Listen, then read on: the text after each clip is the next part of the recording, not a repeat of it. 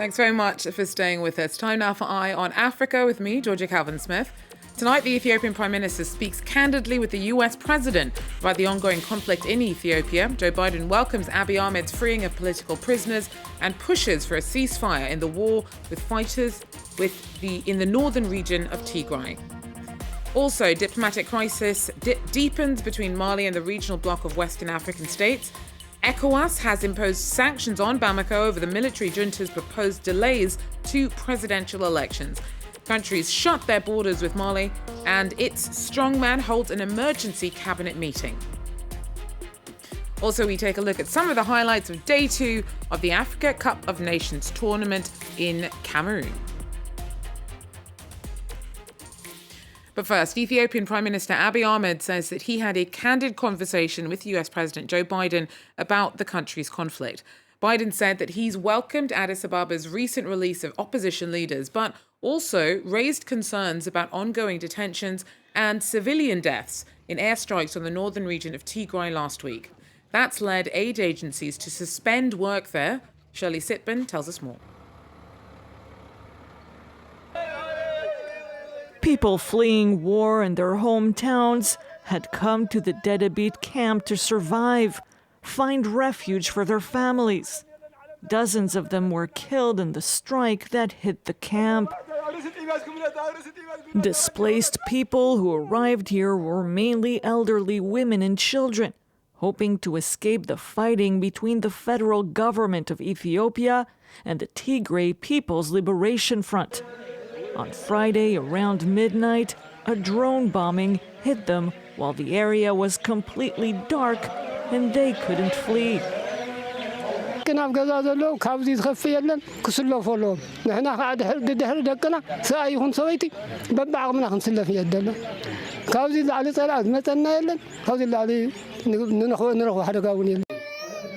This is not the first time that a camp is attacked. Thousands of people have been killed in over a year of fighting. The UN says aid groups are suspending operations in the area because of this indiscriminate bombing, which the UN says has recently intensified. The Tigray People's Liberation Front accused the government of attacking the camp. The government has long said it does not target civilians. The attack comes after federal forces pushed back the TPLF from neighboring regions in December, and after Prime Minister Abiy Ahmed released some opposition figures in steps meant to encourage national reconciliation. On Monday, he said he discussed the way forward with U.S. President Joe Biden. Well, Mali is coming under increasing international pressure over its delayed elections. On Monday, Colonel Assimi Goïta, who took power in a coup, called an emergency cabinet meeting in response to West African bloc ECOWAS's sanctions on the country. Restrictions include suspended financial transactions, a trade embargo, and neighbouring countries have closed borders with Mali. France has also cancelled flights there. Catherine Viette has more. Tit-for-tat measures from Mali's military junta. Mali has already decided on the basis of reciprocity to recall its ambassadors accredited in ECOWAS member states and to close its land and air borders with the states concerned. The country's military regime expressed outrage at the decision made a few hours earlier by the leaders of the Economic Community of West African States to slap sanctions on Mali. ECOWAS has decided to recall its ambassadors and close borders with the country, suspend all trade with the exception of basic necessities, stop all financial aid, and freeze the country's assets held in the Central Bank of the West African States. A travel ban on all members of the junta and their families will remain, and their assets frozen. The measures up the pressure on Colonel Assimi Goïta, the head of the military junta.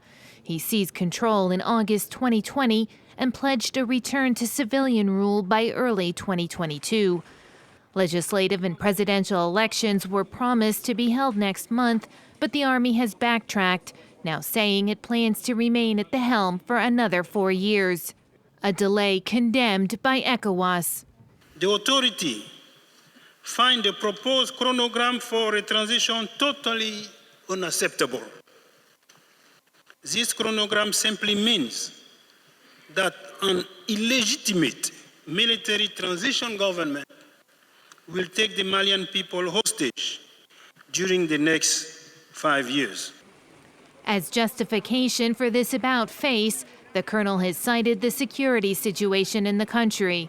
He says the vote can't be held until the army tames the conflict with jihadist fighters.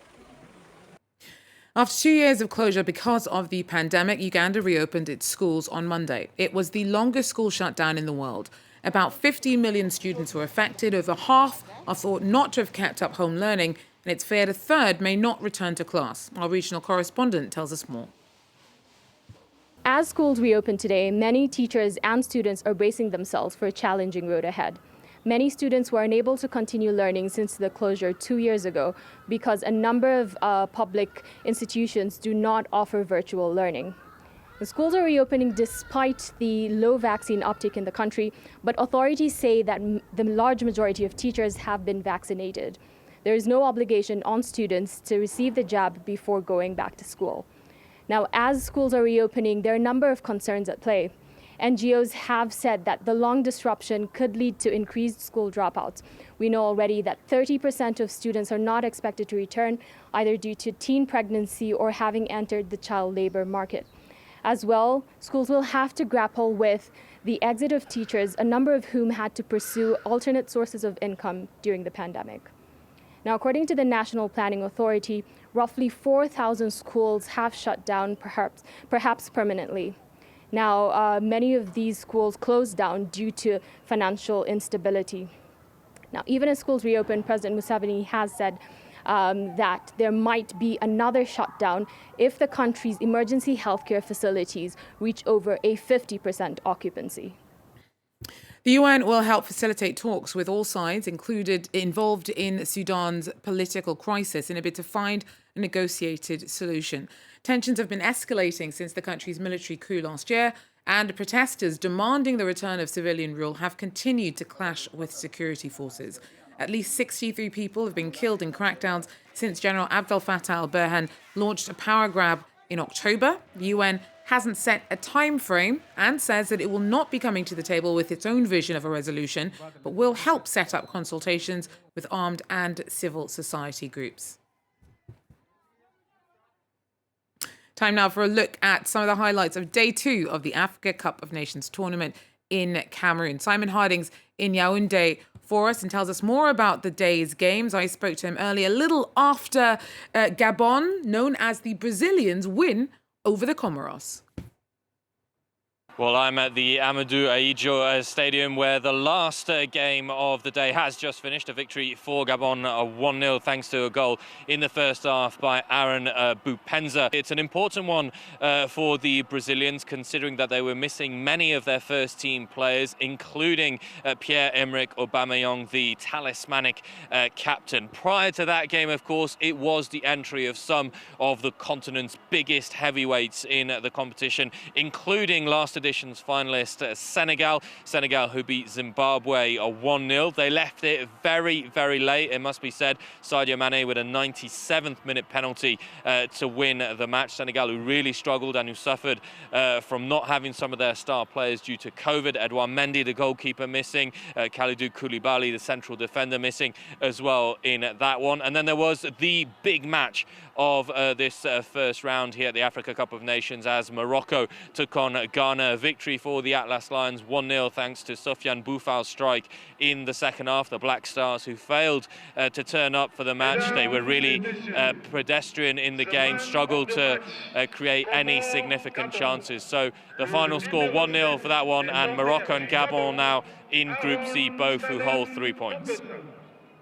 So, looking ahead, Tuesday's also got a lot in store. 7-time winners Egypt face Nigeria. But before, Simon, I let you tell us why this is such a hotly anticipated clash, I'll just let viewers hear from Ahmed Musa. He's the Nigerian captain, who's saying that for his last AFCON, he's pretty sure that his squad is set to take home the trophy. We are ready. We are just waiting for tomorrow. And inshallah, I know that we're going to end up till the final and win the cup, because everyone knows the importance of winning the trophy. Ahmed Musa there sounding pretty confident. But Simon, the Super Eagles versus the Pharaohs, tell us why this is one to watch. Well, simply because it's two of the tournament's most successful teams, one of the biggest squads, and of course with some of the biggest players. The Pharaohs, of course, boast probably the best player in the world at the moment, and that's Mohamed Salah. And Egypt will have to rely very heavily on Mohamed Salah to get a victory against the Super Eagles. Nigeria have got some of the best players who come from Africa in their team. They, of course, ran Algeria very close, probably the closest in 2019 when they reached the semi-final, only losing out to a last-minute Riyad Mahrez free kick. It must be said, though, that Nigeria are missing a lot of their players, particularly because clubs in the Premier League, for example, refuse to release them.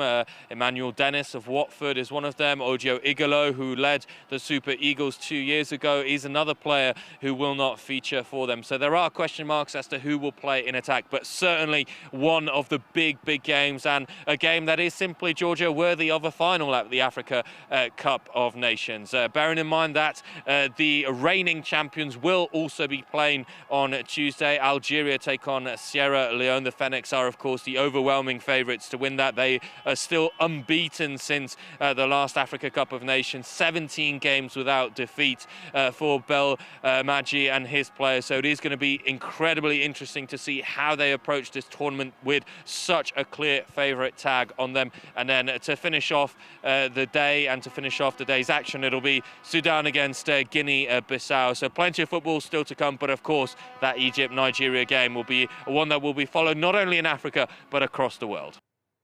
Simon Harding there, keeping an eye on things as the tournament plays out in Cameroon. Well, that's it for Eye on Africa for now. Thanks for joining us, and do so again if you can. Take care.